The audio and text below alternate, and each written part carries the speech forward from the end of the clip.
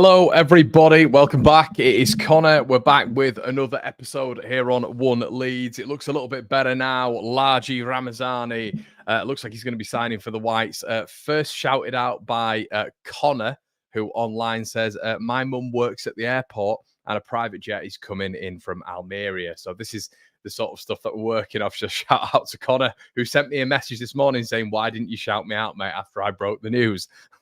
There we go. This is how this Leeds United transfer saga is going to continue probably for the next 10 days, as it feels like Leeds United are hitting a point of which now signings are a must and a priority. We don't want to leave it another few days till we sign another one. We need one after the other, after the other, after the other. And I'm really excited today to be joined by my old mate Brownie to be discussing Sheffield Wednesday, the situation that Leeds are in, and the difference a signing makes, which is it can be pretty mental, can't it? So without any further ado, my old mate, Davey Brown. How we doing, mate? All good?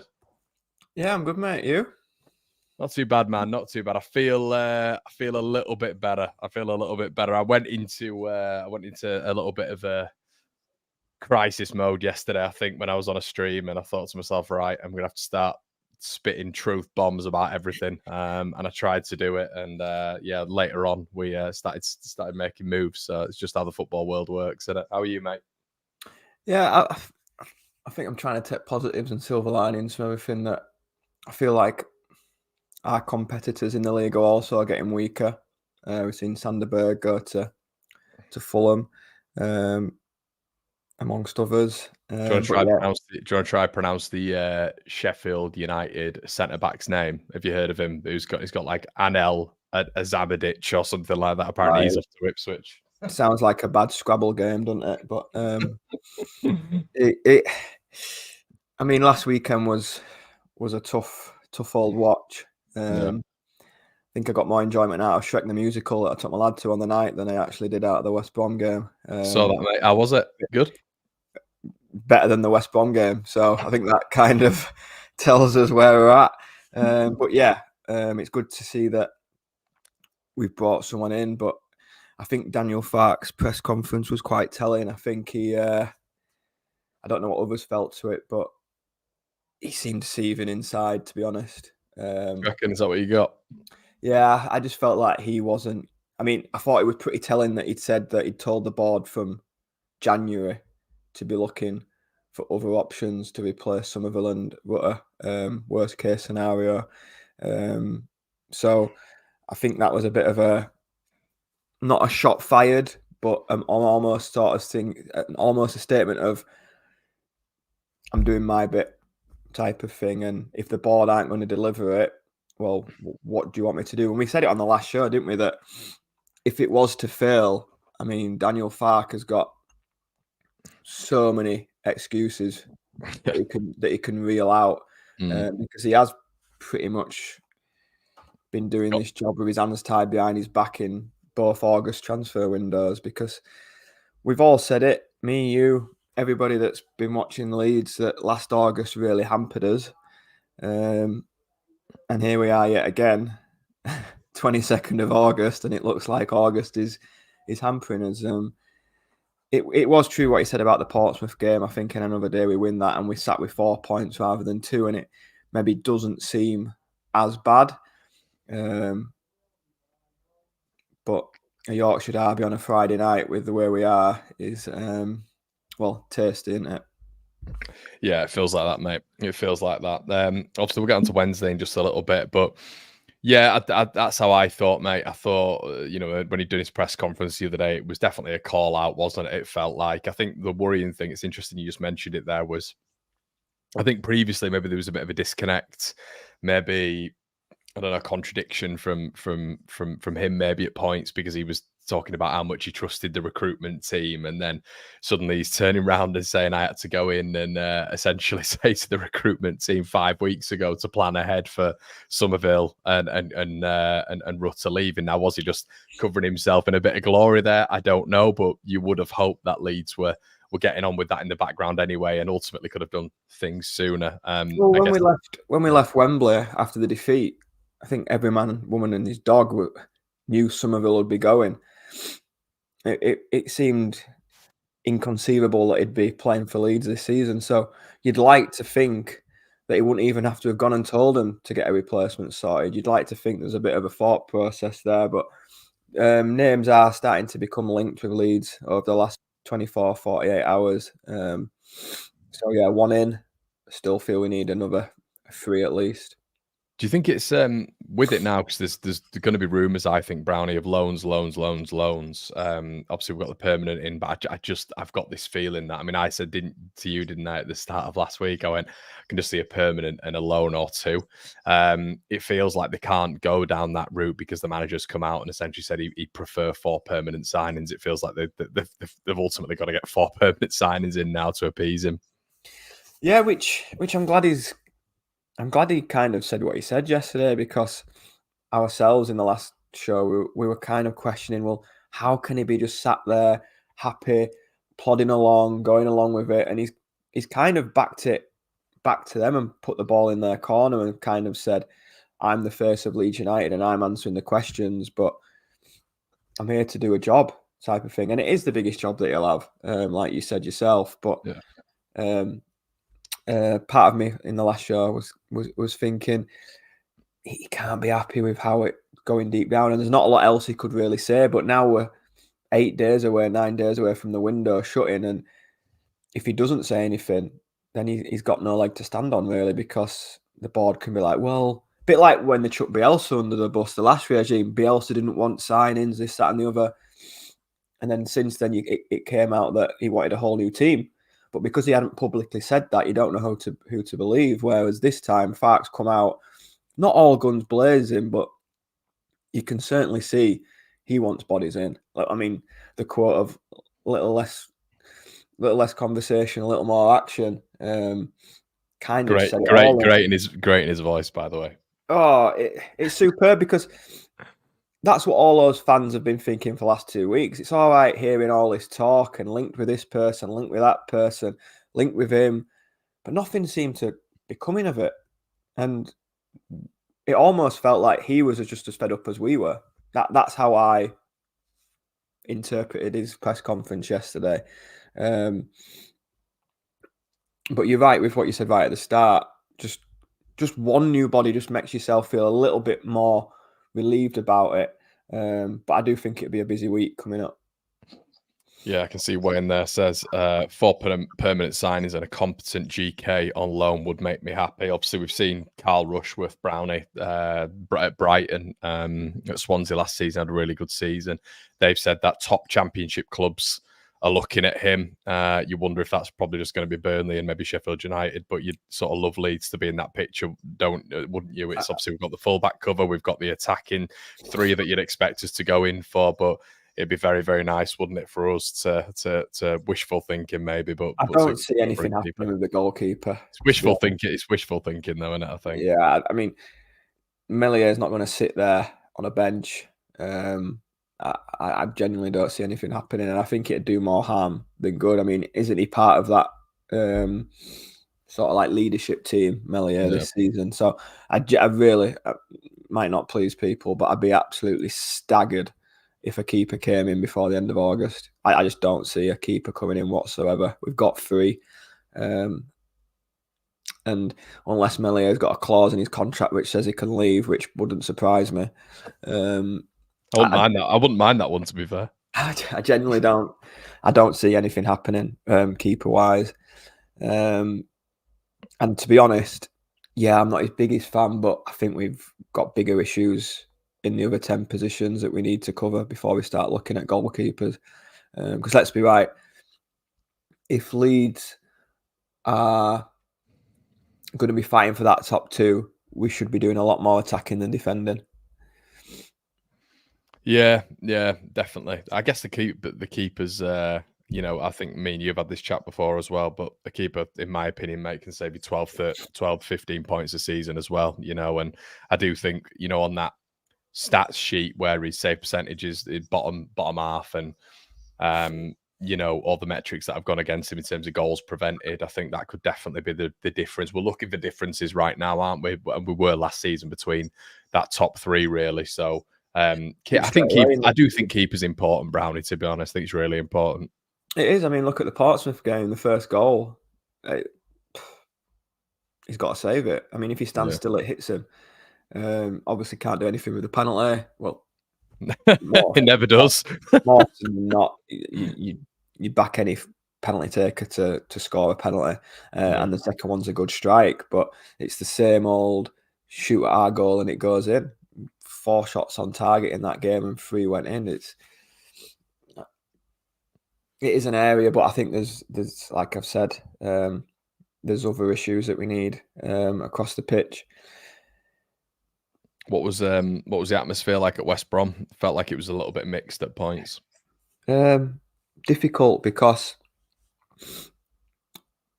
yeah, the fans were voicing their concerns, but didn't want that to transcend to the players that actually have stuck around. It's not their fault, if that makes sense. The players on the pitch taking the brunt of it for exit clauses just doesn't go hand in hand. So, fully behind the players on the pitch, but obviously not happy with what's happened in the last 14, 15 days. So the players got a good reception at the end of the game, because, like I say, it's not really on their shoulders, is it? So to throw the blame at them would be a bit daft. What would it be like after a defeat on Friday night? Possibly different. And then once the transfer window shuts, I think we've got to take stock of what the 49ers have actually delivered, because they've got 8-9 days to really put another 2-3 bodies into the... I mean, we've got the smallest squad in the Championship, and I was having a discussion after the West Brom game about where do you think Leeds would finish if we went with what we had. And there was so many mixed opinions. Where do you feel we would come if we just went with just this new signing, and that was it? I have to be honest. I've always said top 6, and the only reason I'm saying that, Brownie, is because I think you look at not just the 11, but the 12, 13, 14. I look at the 12, and you're probably looking at Aronson 13, Rothwell 14, Verber. I think you only tend to really use 3 subs a match, don't you, really? That's all Farke normally uses anyway. But the problem is, mate, is profiles. You know, if you lost to Joseph, Bamford would be coming in. You don't have anything off the bench to replace that. Well, you've got Bamford, I guess, but I don't think Peru would go up top. I think that's pretty clear right now. I think, you lose an Ampadu. I think for a succession of games, that's going to be massive. You don't really have a profile replacing that either. I don't think Gruev is that.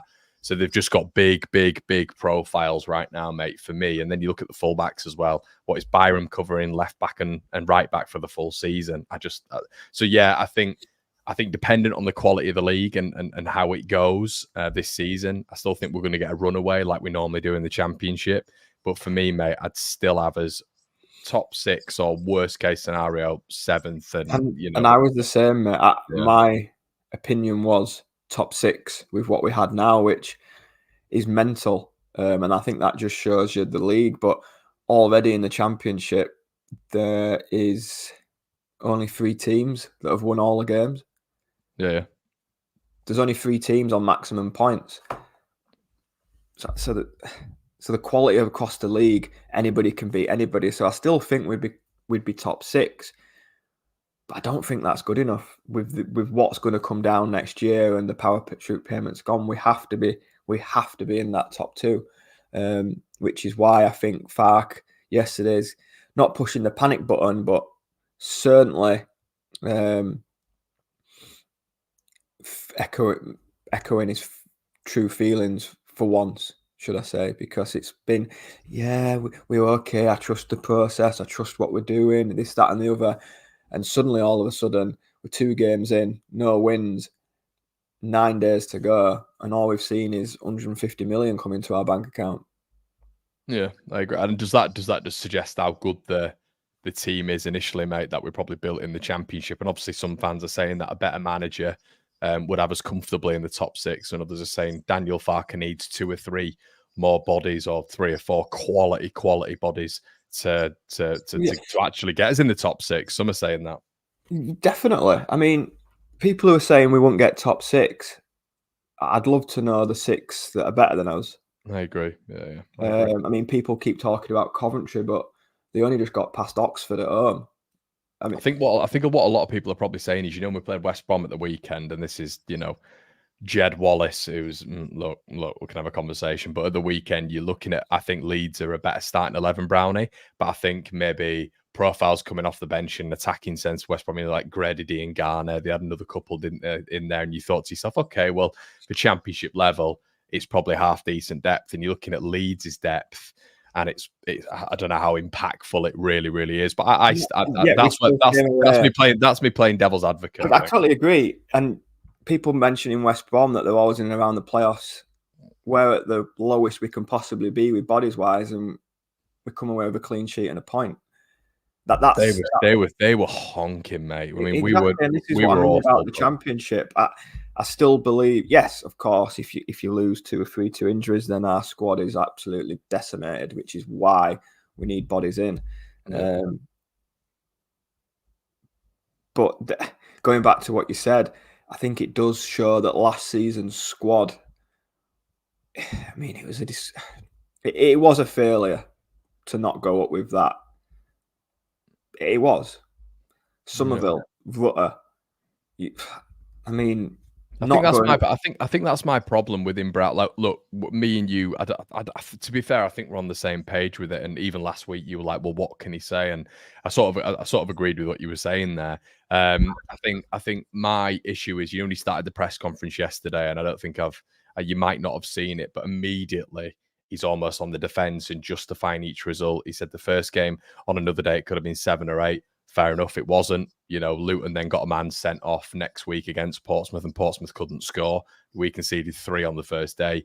Middlesbrough, he completely covered that with Jorginho Rutter, even though I don't think we've spoken since then, mate. For me, in the first half, we weren't great, but Borough weren't great. And then in the second half, they came out and just absolutely pummeled us. So I don't think that was covered by Rutter. And then at the weekend, look, maybe I'm being harsh here, but I thought we could have won that game quite comfortably. But I think he was a little bit nervous to potentially lose that game, leave space, because I think he'd have been under way more pressure then. It reminded me of the Norwich first leg. It was very much do not lose.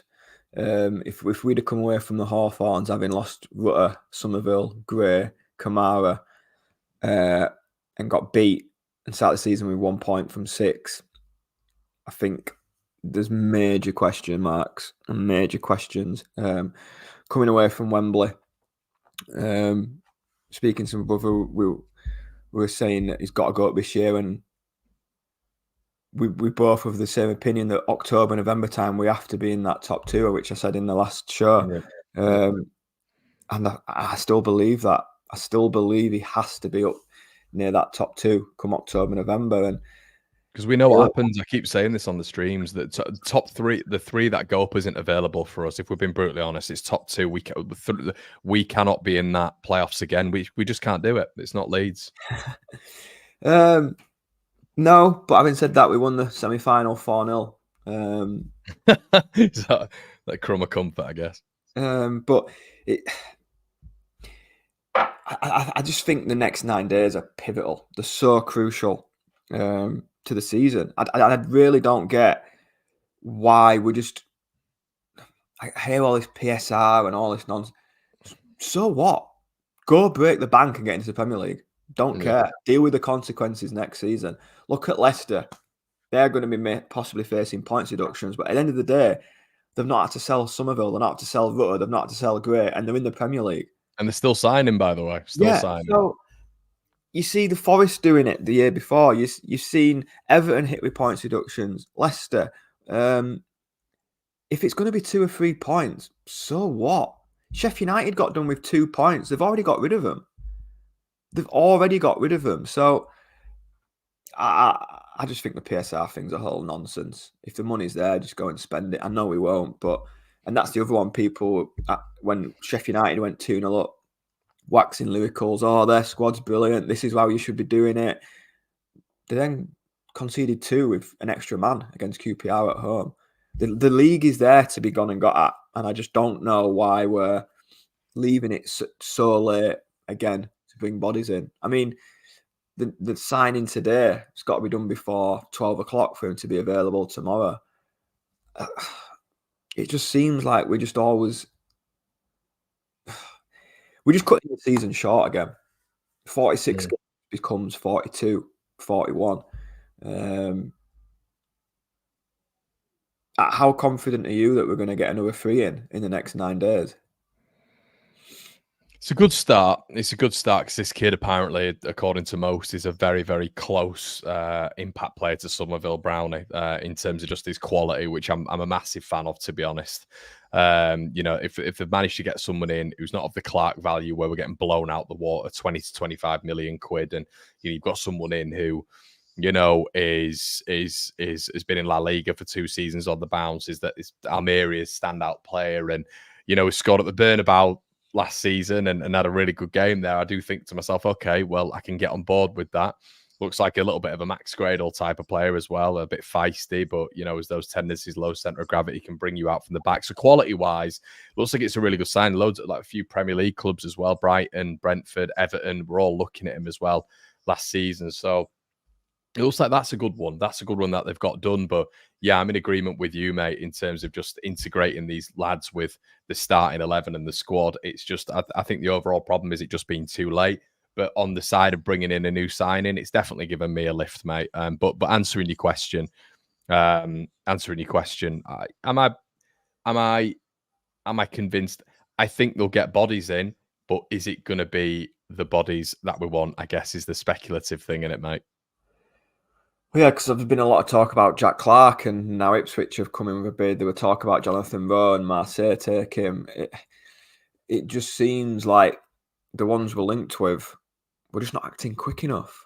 Like if they pinpointed Jack Clark and Rowe, do it 2 or 3 weeks ago. Do you think it's that easy when you've got Premier League clubs that the agents are waiting for? I feel like when you're looking at someone like Ian Hart, who's Jack Clark's agent, I feel like he's a bit of a stickler and he wants that bonus, doesn't he, to the Premier League? And I feel like you're probably going to get something similar with Johnny Rowe when it comes to Marseille. Can Leeds? Do you think Brownie Leeds can compete? And this seems like a warped world now, doesn't it? But do you think Leeds can compete with an Ipswich coming in or a Marseille? Can we really do that if the agents are holding out? Maybe not Marseille, but Ipswich. Yeah. Like I said this about the Gus Harmer deal when he went to Sheffield United. He's going to be in the Premier League for a year. And he's going to be coming straight back down. Lo and behold, he was in the Premier League for a year and he's come straight back down. If Leeds United have got the backing and the money that we're meant to have, yeah, you might have to suck it up in the Championship for a year. But if they'd have put together, like now coming to Leeds, you think, what else are you signing? If you do that when you've got... What else are you selling, Brownie? Brownie, what else are you selling as well when it comes to like non-zone? If we go guns blazing throughout July, smash down Bogle, smash down 2 or 3 others, and you've still got Rutter, you can sell the project and go, we're going up this year and we're going up to stay. Whereas I just see the likes of Sheffield United, Ipswich, your Burnleys, your Lutons. I just don't think we use our name enough, our club enough, how big it actually is enough. And if Jack Clark went to Ipswich, is he in the Premier League next season? I'm not sure.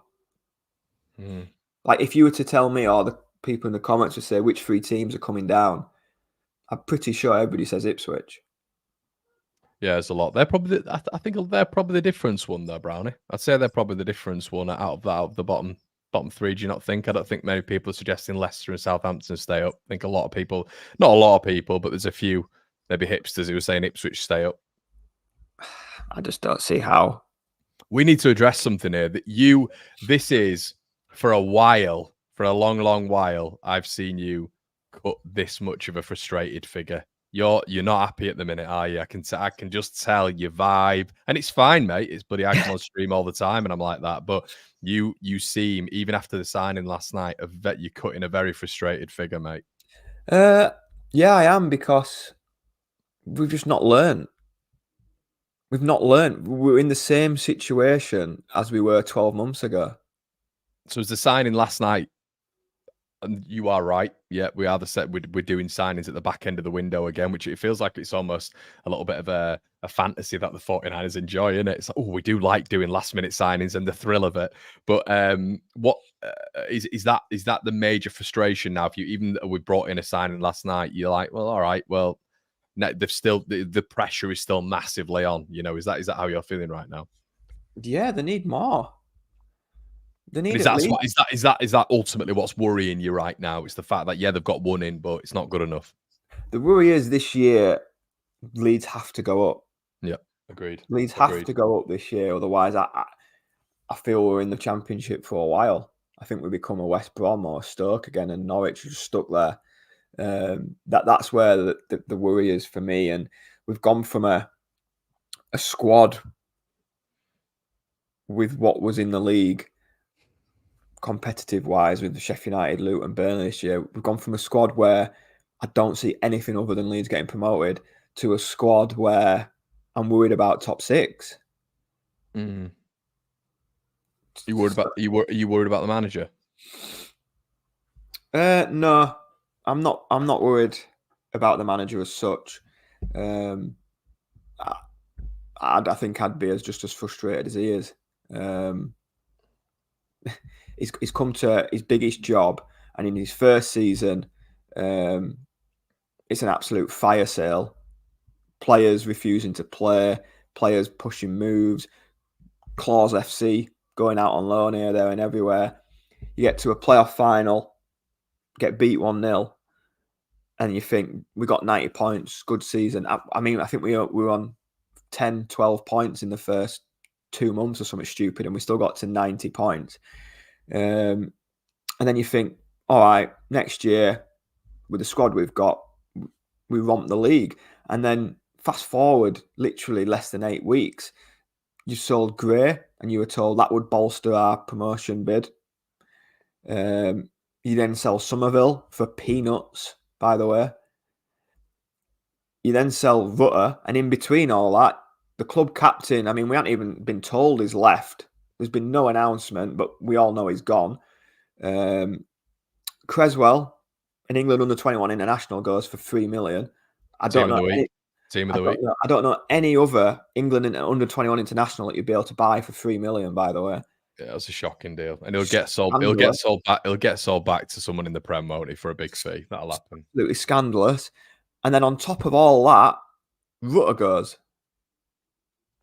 I'm not really sure where we're meant to be positive. What would it take?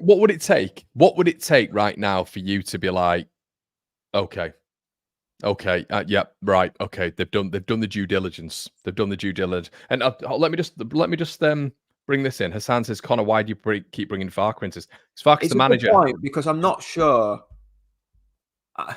Like, there's a comment there that's on Farke. How is it on Farke? He didn't put them clauses in the contract. That is not that. What is he meant to do? That is not on Farke. But what's going on the pitch with the team that me and you were talking about to be top six?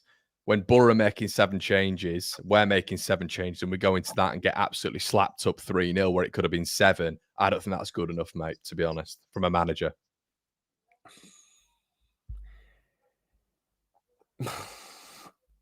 I mean, if that continues throughout the season, if that continues throughout the season, if results like that, we're not going to be getting top 6, are we? With that squad, it's not going to happen.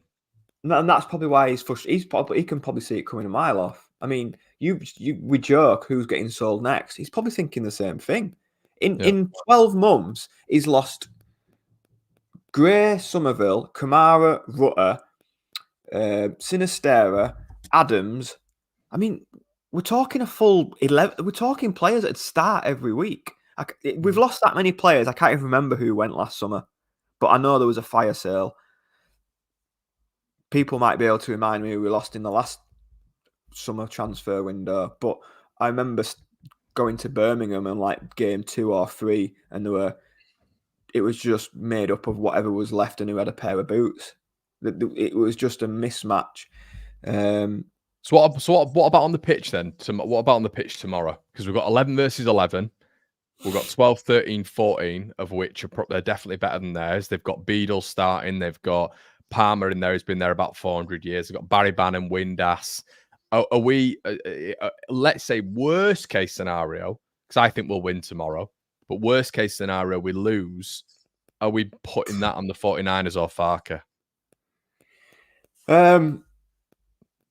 I think until the transfer window's shut, I think it's squarely at the 49ers for me. Really? Well, yeah, they're the ones that got the checkbook. No, I know. I think with the 11 versus the 11 on the pitch, I think we have a much better team than theirs. So I don't understand. Yeah, no, I do buy that. I do buy that. But from a dressing room point of view, and this is another thing that I've picked up on with the interviews with Ampadu and Dan James, and they look so dejected. Yeah, if I was one of them, I'd be thinking, what is going on? Well, let's talk about that, because obviously you've been in a changing room, a professional changing room. I've been in changing rooms before on the academy level, not like yourself on a professional outfit. If you get 2, 3, 4, I mean, it's even more, isn't it, in terms of outgoings? But key players, you're looking at. I mean, Kamara probably classified as a key player, but Rothwell came in straight away, didn't he? So that eases that a little bit. But when you're getting big players like that going out of your dressing room and the objective is promotion, I guess from a player's perspective, Brownie, you're even looking at the end of the window. You're believing in what the owners are saying, but you're thinking, God, they are leaving this late right now. And it does impact you as a dressing room, doesn't it? 100%. And I mean, the lads knew before Middlesbrough game that Rutter was going. That must have been a hammer blow. An absolute hammer blow. You will think of how all we felt that night getting home from the Middlesbrough game and seeing the news that Rutter was leaving. Imagine being a player in that dressing room, knowing your best player that you've got left is off. It takes an effect. It has to take an effect. I remember being in a dressing room and the right back, and I'm talking in league football, the right back had started every game. He had a clause in his contract that if he hit after 23 games, he activated another year. He got to 22nd game, he didn't play again for the rest of the season. By his own choice, obviously. No, the club. Oh, right, okay. He didn't want to give him the next year, so then he didn't play for the rest of the season. And he played the first 20. And you start thinking, well, what are we here for? Are we here to win? Are we here to just... And football, to me, it's just a business. It has just become a business. And I think that's maybe where I'm a little bit, not disillusioned with it, but we're seeing... You are dejected, you can tell. We're seeing decisions where, and I totally get it, players are... They're not fans. That's their job, and they go to what they can make the most money of. And I mentioned Gus Harmer when he went to Sheffield United, and I'm thinking he's left Coventry for a year to be back in the same league with Coventry. He was adored by Coventry fans. They loved him. He was their poster boy, and now he's back in the same league for the sake of 12 months. And I think that's where I'm a little bit, and I don't see that with or Somerville, because there were clubs that won't come down. But I just feel like we're losing players. We've just become a stepping stone. That's the right phrase to do it. We've become a stepping stone. I mean, Calvin Phillips is at Ipswich. Yeah, it's signing for a minute. If you look at what we've had at our club in the last 18, 24 months, and where we could be, it's mind-boggling. It is absolutely mind-boggling, the talent that we've had at Ellen Road, and we're stuck in the Championship. And I just feel there's just a massive mismanagement, which is probably why the 49ers have got to produce some at big time in the next 9 days. What do they need to do? What do they need to do? Tell me what they need to do to win you back round, because I think you represent quite a majority of Leeds fans at the minute. And you go home and away with Leeds United. So some would say you're even more entitled to have an explanation from the fans, all the money you spend on them. I think we're all in the same boat. We all want 3 points for Leeds every game. But I mean, the other thing, it's not an easy start of fixtures we've got. I mean, we've got Hull, Burnley, a Yorkshire derby away, and I know it's Sheffield Wednesday 11v11, but it's a Yorkshire derby. They're always difficult. Look at the Huddersfield game last season away, 1-1. It'll be packed, just like Huddersfield was, sold out And then the next week when a team comes along, there's 15 fans there. That is the reality of a Yorkshire derby. And then you've got Coventry, Norwich, Sunderland, Sheffield United. It's not an easy start. So there's more of annoyance that we've just left it so late in the window to bed these players in. I was so positive when the lads were on the tour in Germany and watching them games on LUTV, and we just looked so good and slick. And in the space of 10 days, Somerville and Rutter have gone, and nothing has come in. Since they've left, nothing has come in. Big players need to come in then from your perspective. Big players. We need quality players in. We saw in the Middlesbrough game when you make 8 changes, the strength in depth just isn't there. And you're comparing that to a side who's probably going to be trying for top 6. They make 7 changes and look at the difference. Yeah, exactly. And I just see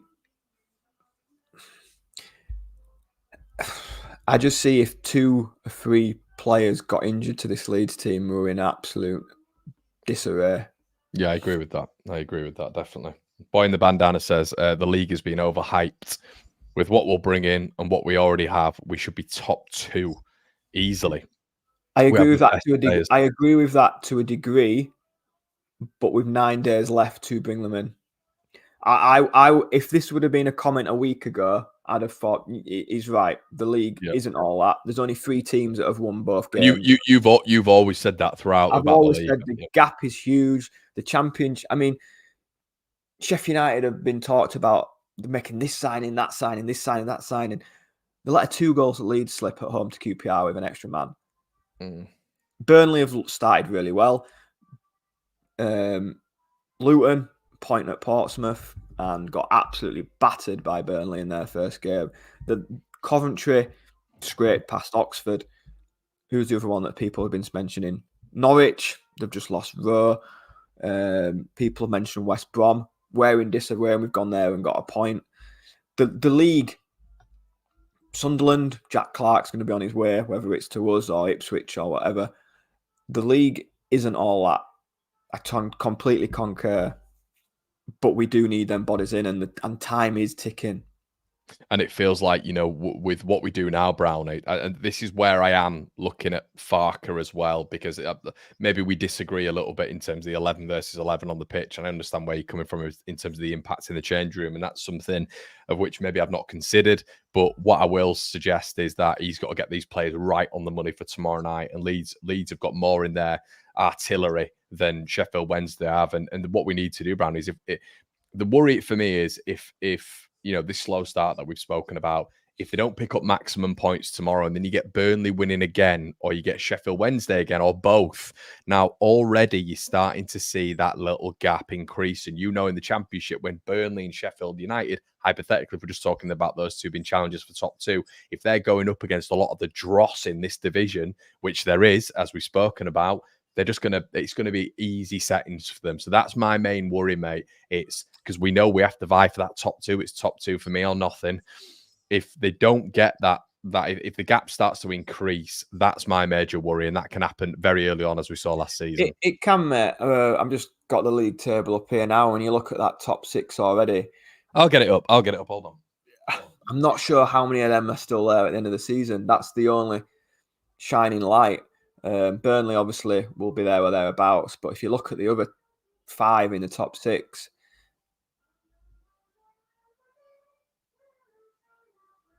are Blackburn, Watford, and Sunderland going to be in the top 6? Are Oxford going to be up there? It's still early days, mate, but I totally agree that. I mean, we're talking about Sheffield United; they're on the same points as us. Yeah, they're -2 at the start of the season. They did they? They started -2. Yeah. So they've wiped away their 2 points, but they're still on the same points as us, and where we're in a bit of not a meltdown and a panic, but talking as if promotion is off the cards at the minute. But when you look at it at the table, Swansea, Bristol, West Brom, Blackburn, Watford, Sunderland, I don't see. Leeds will be there or thereabouts, but I don't want there or thereabouts. I want the quality through the door. Yeah. And like we said at the start of the show, we have over the last 24, 40 hours started to see more names become linked. I can tell you when I start to get a little bit anxious about the transfer window is when I start checking social media more frequently. That's me. That is me, mate. Because Yeah, for the exactly. first So couple of weeks of August, I wasn't that too hammered about needing to bring bodies in because of what we had. But now with what's gone out and time ticking, I do find myself refreshing Twitter a lot more frequently, which does subconsciously tell me that we do need bodies in drastically. yeah, just off the body thing for now. Boy in the bandana just said again, what do you think of the new third kit? Very RB Salzburg. Connor, you're a kit expert. I don't think I am, but there we go. I think I tell you what, if I'm to give him a rate, let's rate him, Brownie. I'd go from top to bottom. I'd go white kit 6 out of 10, yellow kit 8, and I'd go this third one 4. I'll be honest, I don't like it all. Just reminds me of the coastline of bus seat again. Going back to the 49ers, it's interesting. It's interesting. They can change the club, and people go, "Oh, it's only a colour. Red doesn't matter. Grow up." Well, which kit sold best? Oh, the one with the club colours. That's the one that sold best. And it's interesting that the 49ers can change the colour of the badge for this kit, but they can't change the Red Bull logo colour. Yeah, I think that's where we are. It's just a business, and we're there to just make money. And it's no surprising that home games and away ends are packed with the yellow shirt, and I barely see any of the white one with the Red Bull logo on it. I've seen more of last year's kit at games than the new one.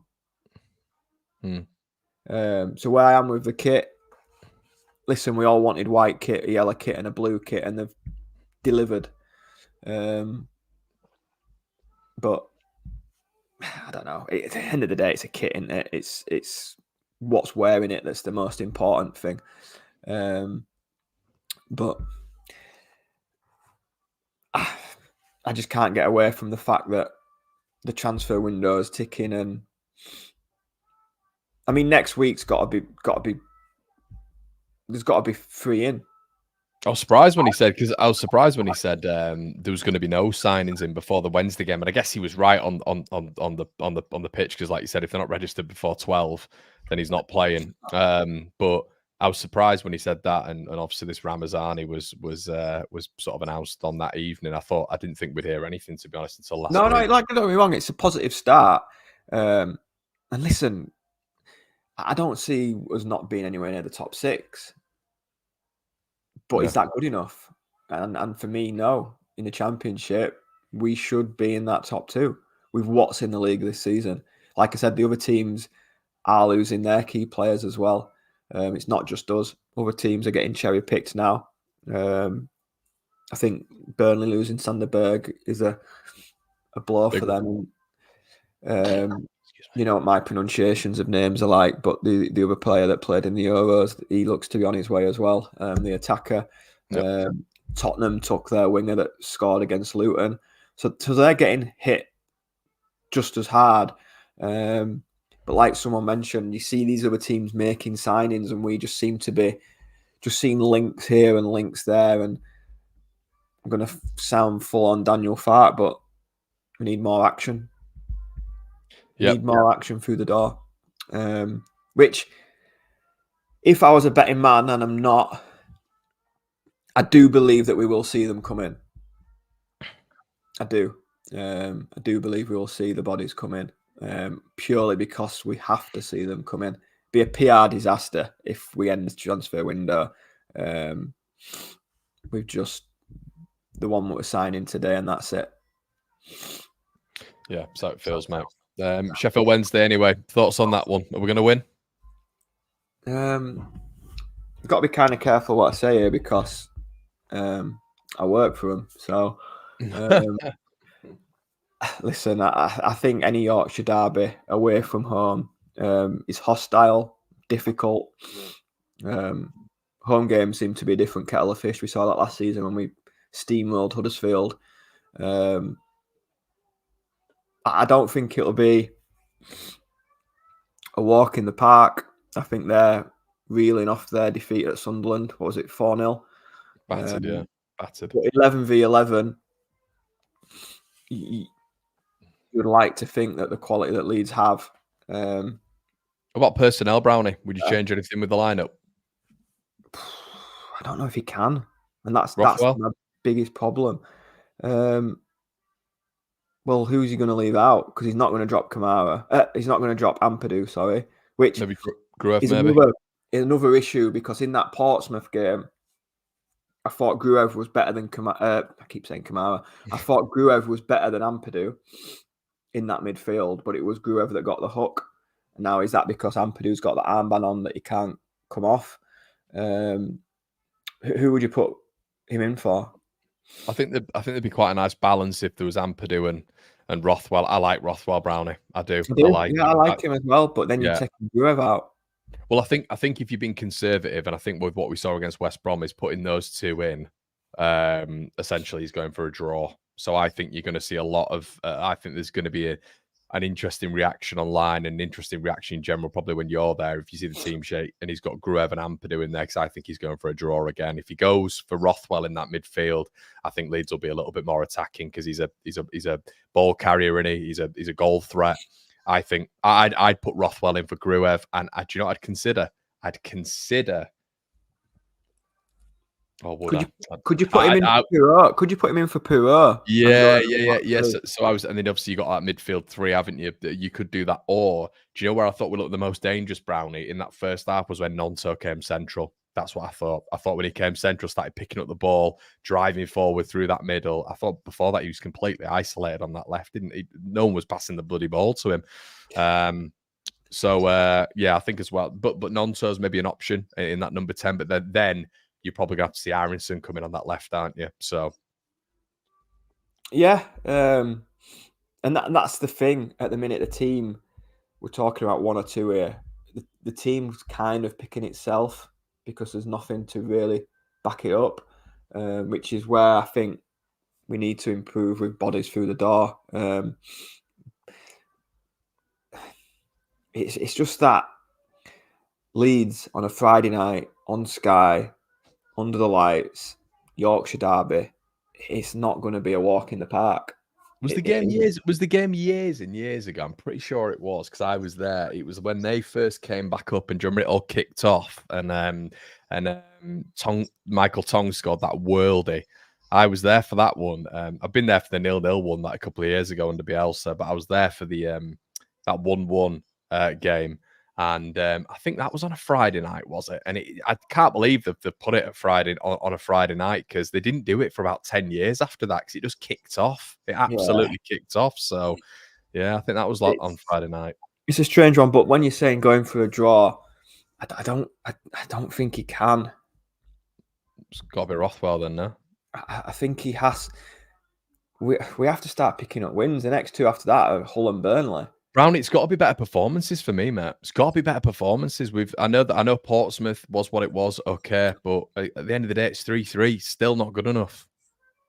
No, he can't be. For me, Brownie, we look at last season as well, pal. I know we got to a playoff final, but the record right now he's got is 2 wins in 13. Now, 3 of those have been this season, of course, but 70% of them have been at the end of last season when we fell off a cliff. I know we got to the playoff final, of course, but bloody hell, mate, that record needs to drastically increase. If that replicates, he's going to lose his job.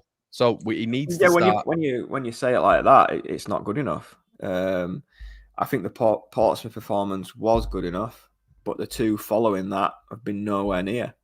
Middlesbrough second half was a disgrace. And the West Brom one was such a tough watch. I mean, it was. I felt for you. I said it on the watch. I said pray for Brownie. It'd have been last on match of the day anyway. I mean, when you watch the highlight package, they're just set pieces from both teams. Yeah, from both. Yeah. Both teams, all the closest chances are set pieces, and an Ampadu shooting from 70 yards. That's it. No clear-cut chances, nothing. The performances is worrying, and that is on the manager. That is down to him. So 2 wins from 13. You've got to be fair. It isn't good enough. I didn't realise it was 2 from 13. Yeah. But I know the end of last season was awful. So that has to change massively, 100%. And like I said earlier, if it gets to October, November, and we're not near that top 2 or in it, I think he's fearing. I think you have to start questioning new manager before the January transfer window. But we're way away from that. Well, none of us want that, by the way. People think I want that as well, Brownie. I don't want that. I want Leeds to have continuity. I want, we need continuity. You don't want to be chop and changing, because the worst thing would be, mate, the worst thing would be to get these players in, if we did get them in, and we've gone through all the trials and tribulations in this window, and then you get to October and you're having to sack the manager. This is not conducive to a good season. It's really not. No one wants that. It'd just be chaos. Yeah. And not so long ago, we had 4 managers in one season. What was it? Bielsa, Gracia, Allardyce. Marsh. That was the guy I forgot. Marsh and Allardyce. And nobody wants to go through that again. So yeah, we have to see where we are in a week. See what comes in. I think the next week's big for the season. 3 points tomorrow night and 2 or 3 bodies in next week, and I think everybody's happy. Yeah, I've said the same thing. Yeah, everybody's happy, and top 2 seems very doable. No win tomorrow night, and maybe another body in, and it's not good enough. It's not. Sorry. It's not good enough, and that is where you look at the 49ers and go, you've failed completely, and you know 100%. And that's why the blame at the minute seems to be at their door, because I just don't get why. Well, the gambling on going up, whereas we shouldn't be. We should be firm favourites for this league this season. We said after the playoff final, before it, the loser of the playoff final will go up next season, because you look at the squad and you think either Leeds or Southampton, the squad's far superior. And then you see all these clauses coming through. I mean, that isn't on fact, the clauses. But the performances are. And the results over the last, I'd say since March, with the Norwich game aside and the Middlesbrough away game, haven't been good enough. They haven't. Chris has said, Brownie, what position do you think we need to sign a player for first? I think a number 10 has been needed for so long, and an actual 10, not someone who can play there if needed. I mean, this is going to sound mental, but I think we need a lot. I think we need a full-back cover. I think we need a striker, another winger, and a midfielder. There's four positions I think we need covering. And the other winger is on top of the one we're bringing in now, because last season, 2 off, 2 on. One was Jadon Anthony, and then you'd have James or Nonto, and you have Somerville. So we've gone from having 4 good wingers in the Championship to, well, currently 2. Yeah, I think that's fair.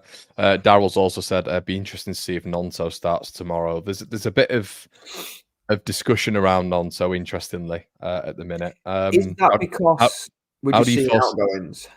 Yeah, this is what I mean. I don't really see anything credible, to be honest. To be honest, Brownie, I used to say there's no smoke without fire, but there's so much smoke at Leeds at this moment in time. You'd be having constant fires. So, I'm not 100% sure. It's, look, he's always, the thing is with Nonto, Brownie, we all know he's going to be vulnerable. He's always going to be vulnerable because of the quality he possesses. But look, if he's, apparently there's no more clauses, I think right now I couldn't care less if he wants to go. I couldn't care less. We've seen how this has played out before. He'll get used to it. We'll keep him for another season. I fully believe that'll happen. For Willie Nonto, I think right now, and I'd like to get your opinion, right now he's priceless. And that's the context for everything that's gone on this summer. Everything that's gone on this summer with the outgoings, I think Willie Nonto right now, because he's not even got an exit clause like the rest of them had, he is priceless right now. Well, I said before Rutter went, the 49ers, PR-wise, couldn't afford anybody else to leave, because they'd lost Somerville, they'd lost Gray, and they generated 80, 90 million. And then Rutter's gone. I think there'd be riots. I think if we sold another big player, I think there'd be riots, mate. I mean, we saw Chilino getting chased around the car park in a taxi. I genuinely think we're talking same scenario. Yeah, they can't. I don't think they. I genuinely don't believe they can afford to lose him. And I'm not just saying that. I think if you look at the start of the window, and even if they think they can replace him, Brownie, I don't care. If you look at the start of the window and you say Nonto, Rutter, and Somerville are all to leave, I mean, that is startling. That would be staggering. I don't think we scored enough goals last season as it was, and we've lost over 50 goal contributions in Somerville and as it is. Yeah.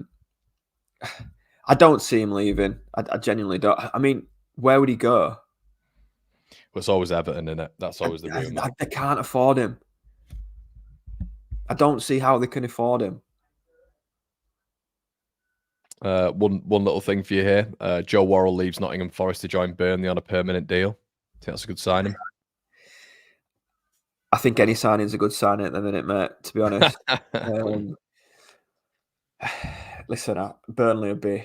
If I was to name a top two,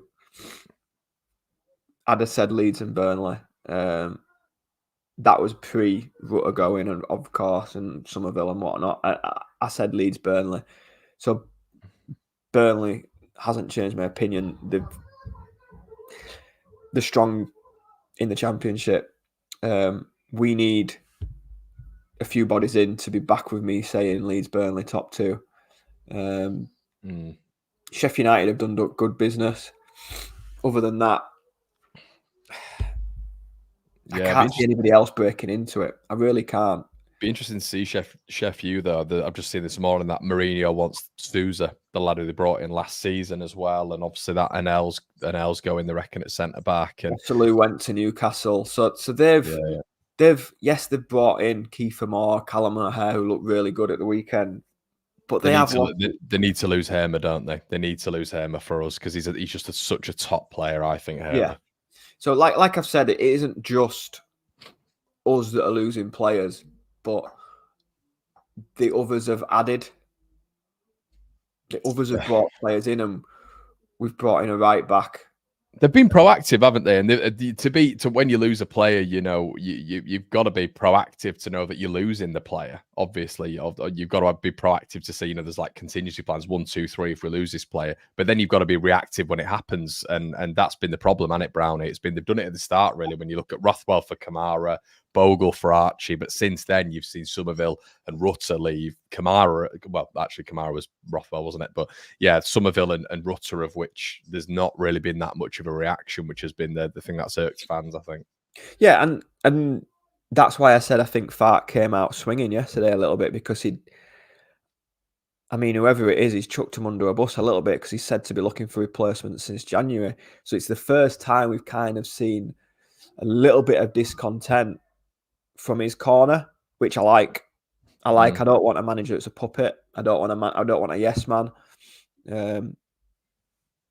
because I think they're a recipe for disaster if you just got yes men in charge. So I like the fact that he's come out swinging a little bit and kind of said, do you know what? I have asked for these players. I have asked for luxury replacements. But I still firmly believe that if we don't go up, it's a failure. And that is on the manager. Of course, even right now, not going up's a failure. Yeah, I think so. Right, mate, we'll leave it there. I've kept you for an hour, and I really appreciate it. But as always, Brownie is going to be making way more regular appearances this season, which I'm very, very excited for. Probably it's going to be around about Thursdays or Fridays, Brownie, probably more often than not, isn't it, mate? But yeah, thank you so much for joining, everybody. It's always good to get Brownie's thoughts. There's over 3,000 of you in the building. That's how popular this man is on my on my left. So yeah, make sure you slap a like, everybody. Really appreciate it. And yeah, Brownie, we will see you soon, mate. Yeah, hopefully with a couple more signings and some more points on the board, so we can all be a bit cheery. I think I don't want to come across doom and gloom, because that's not me. It's not you. Always the positive one, but I just think, and I'm sure everybody else is the same that supports Leeds, that we started pre-season with such optimism. Yes, the playoff final was disappointing, but we started pre-season with such optimism that we should just puff our chest out and think this year will go up. And I'm not saying the bubble's been burst, but it just feels the balloon's been deflated a little bit. We're playing with a bit of a flat tire at the minute, and only a few more signings like the one we're making today will pump it back up. But I'm sure we'll get there. I'm sure we'll be fine come the end of August. I don't know if that's. It's bad when Keith Johnson's saying my missus just said Brownie sounds down. There you go, mate. It's not just the it's couples that are watching this as well. They all come to you for the optimism. But yeah, like Ian said, mate, it's not doom and gloom. I think a lot of it's that's it. Yeah, we say it as we see it, and I was so optimistic that Leeds would go up this season, and I need a little bit more convincing. That's fair, I think. In the next 9 days, because what I've seen in that Middlesbrough game and the West Brom game, currently I don't think we have enough, and that's not good enough this season. Not good enough for Leeds United, mate. But we'll leave it there, everybody. We'll have some more content coming throughout the day and obviously tomorrow with your watch long, etc. Brownie will be heading to Sheffield Wednesday, and we'll catch up with him next week. All right, everyone. Cheers.